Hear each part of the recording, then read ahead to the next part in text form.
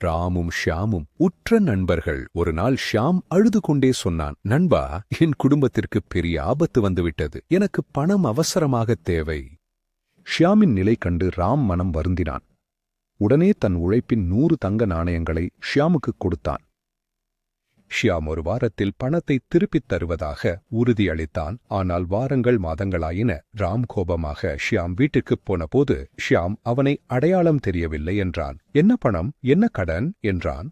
இந்த 100 நாணயங்கள் என்னுடையவை. ராம் திகைத்துப் போனான். அவனது நம்பிக்கை குலைக்கப்பட்டிருந்தது. கடைசியாக விஷயம் ராஜாவின் அரசவைக்குச் சென்றது. ராஜா கேட்டார், யாராவது சாட்சி இருக்கிறார்களா? ராம் தலை குனிந்து சொன்னான், மகாராஜா, அங்கே நானும் ஷியாமும் தவிர அந்த பழைய ஆலமரம் மட்டுமே இருந்தது. அப்போது ராஜாவுக்கு ஒரு யோசனை தோன்றியது. அவர் ராமுக்கு உத்தரவிட்டார், போய் அந்த மரத்திலிருந்து 2 இலைகளை பறித்து வா. இன்றைக்கு அதே மரம் உனக்கு சாட்சி. ராம் சென்று விட்டான். அரசவையில் ஆழ்ந்த அமைதி கவிழ்ந்தது. ராஜா திடீரென ஷியாமிடம் கேட்டார், உன் நண்பன் இன்னும் வரவில்லையா? அந்த மரம் நகரிலிருந்து வெகு தூரம் உள்ளது.